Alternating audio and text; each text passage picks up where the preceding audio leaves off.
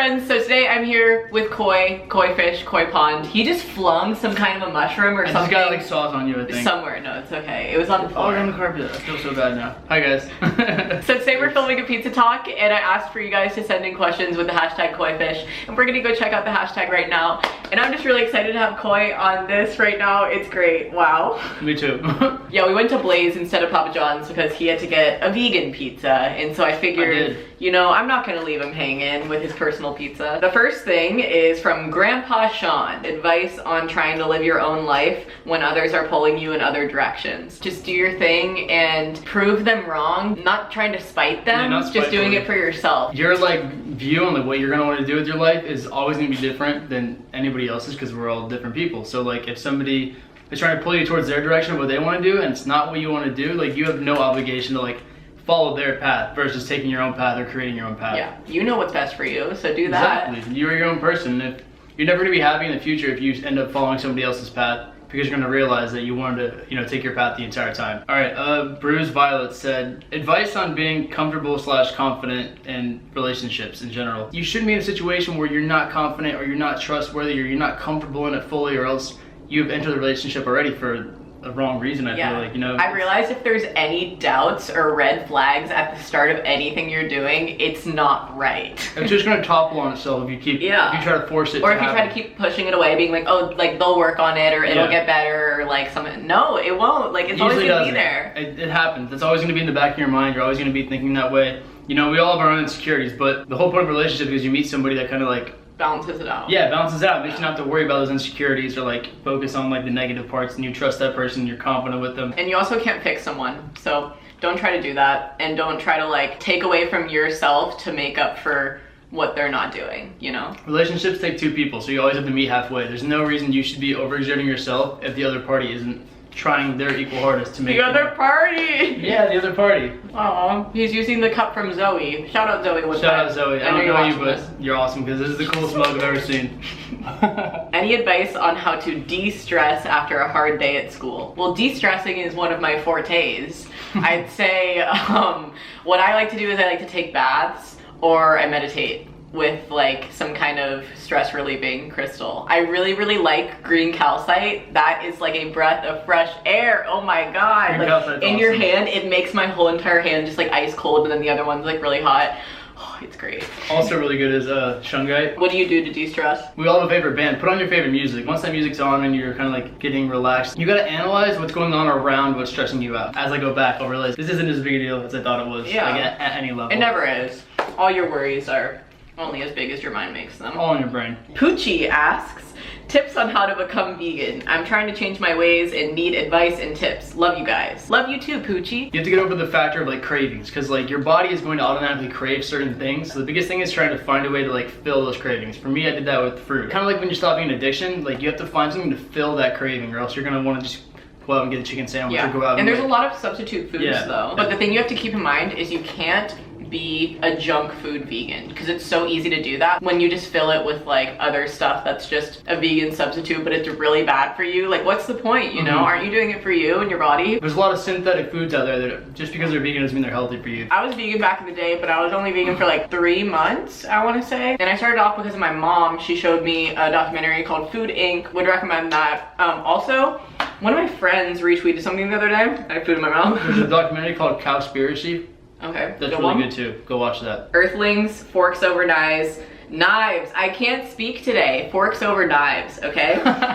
Farm to fridge, meat your meat, vegucated, blackfish, and cowspiracy, like he said. Those are really good ones. Funky Fools says, what do you do when you're feeling uninspired? How do you get inspiration essentially for creating art? I do get a lot of inspiration from like drawing things out or writing things out. First off, and then another way to like stem inspiration is watching other people's work, especially for what we do. Like I watch so many vloggers to get inspiration for how I vlog. I love Casey Neistat, I love Ben Brown, I love Fun for Louie. Their work has influenced mine, but you have to make sure that you're not trying to become like a carbon copy. Yeah, not trying to copy them. I'm always watching like documentaries and different like lectures and like reading articles and like the stuff I do videos on, but I always try to make sure that I present them in different ways. Another good way to get inspiration for me at least is I go and I walk around when I get get outside and I kind of like watch that other people are doing things constantly, like moving around, and like the world's still revolving outside of me, then like it gives me a lot more emphasis to want to get back into that and keep creating, I guess. The next question is from Soph, and she asks, tips on meditation. My main tip for you would be make a point to only focus on your breathing, or focus on one like point, like a flower, or like bringing all of your attention right here. I just say the biggest tips I could think of, like right off the bat, like on a really simple level, would be when you meditate, first of all, you're not going to get into it perfectly the first time you do it. It takes practice. Second, meditation's way easier when you're alone. Creasy kind of says, how do you become 100% happy with yourself? I think when you reach kind of a sense of just being really like comfortable with all the decisions that you're making, it naturally makes you happier. When you're not insecure anymore and you're just like, I'm me, that's all I'm ever gonna be.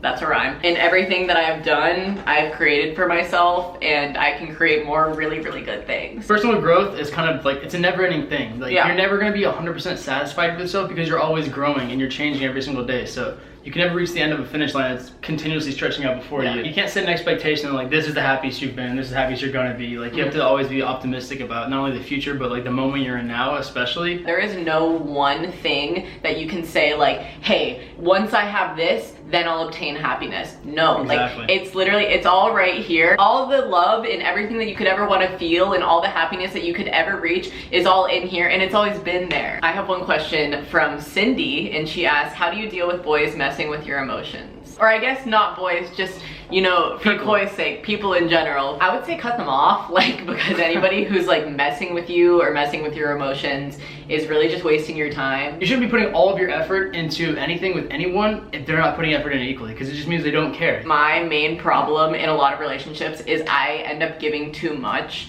and then they don't like give enough back, and it's never equal, and it makes me so frustrated. And so I'm literally just waiting for the day that it is equal, and I'm like, fuck yeah, you get it. You shouldn't ever be expecting like, oh, I've been single this long, somebody will come now. It's like, no, there's no time limit on it. Like when you find it's that just person, the right person. Yeah, it's the right person. Like I've been single for like like a long time, like I think 3-4 years, and like I don't really care, because I'm not worried about it, because I know once that person comes into my life that like wants to make it work as equally as I do and put as much effort in as I do, then it's gonna work, and then it's gonna happen. LAEPH asks, how do I not let stress about the future get to me? I'm constantly worried about school, student loans, careers, different things on that path. People think that there's like a concrete path to follow, when really you can create whatever it is that you want to do. You can create a path for yourself outside of that, and you're just worrying about like the overall bigger picture when you're not even there. If you just keep worrying about it and worrying about it, like you're just gonna get yourself into a shitstorm, and it's not gonna be good. Technically speaking, there's no such thing as the future. There's no such thing as the past. Like, the only moment you have is right now. You focusing